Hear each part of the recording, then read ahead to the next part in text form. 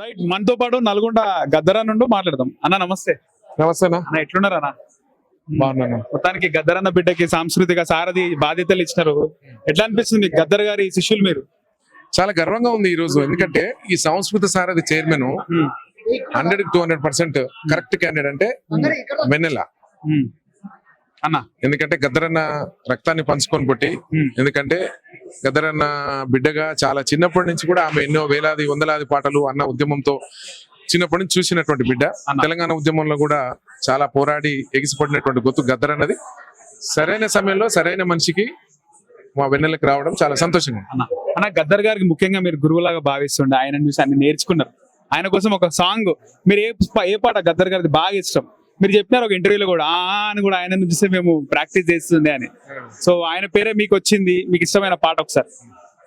భారతదేశం భాగ్యసీమ రాకనుజ సంపదకు కొదువలేదురా, బంగారు పంటలు భూములున్నాయి, సాగు ఎరగని జీవనదులు రా, అంగట్లో నాగన్ని ఉన్నను అల్లుని నోట్లో శని ఉన్నట్లు, సకల సంపదలు గల్ల దేశమున దరిద్రమెట్టుందో నాయన, దరిద్రమెట్టుందో నాయన, దరిద్రమెట్టుందో నాయన. పెద్ద పెద్ద భూస్వాములే మరా తిమ్మిని బొమ్మిని చేసినారు రా, సెంటు భూమి సై సారకుండ నా కుక్క నగ్గ పెళ్లి పేరు నా లెక్కలు రాసి చేతులెత్తినరు.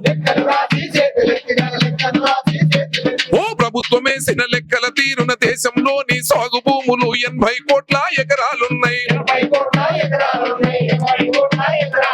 రైతు దేశమున రైతు బిడ్డకే భూమి లేదు ఎట్లో నాయనా, సిల్లలారవో తమ్ముల్లారా, కూలి తన్నులారో నాయన, ఒక్కలారవో ఎమ్మల్లారా, రైతు బిడ్డలారో నాయన, రైతు బిడ్డలారో నాయన. భారతదేశం భాగ్యసీమ రాకనుజ సంపదకు కొదువలేదురా, బంగారు పంటలు భూములున్నాయి, సాగు ఎరగని జీవనదులు రా,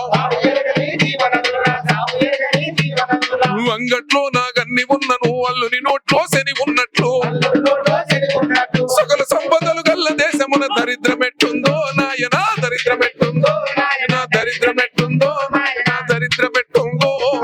అన్న తెలంగాణ ప్రభుత్వాన్ని అధికారంలోకి తీసుకొచ్చినటువంటి పాట రేవంత్ రెడ్డి గారు, ఇది ఒక్క సాంగ్ ఒక్కసారి మాకు రాజకీయాలు కాదమ్మా, ఒకటి రేవంత్ రెడ్డి గారి సాంగ్.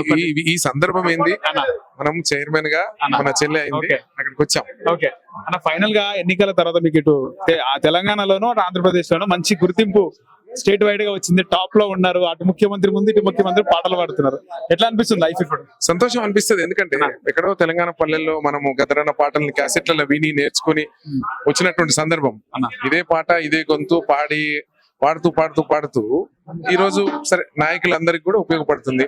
మనం పాడిందల్లా సక్సెస్ అవుతుంది, ప్రజలు అట్లా ఆశీర్వదిస్తున్నారు, దానికి చాలా సంతోషం. Thank you.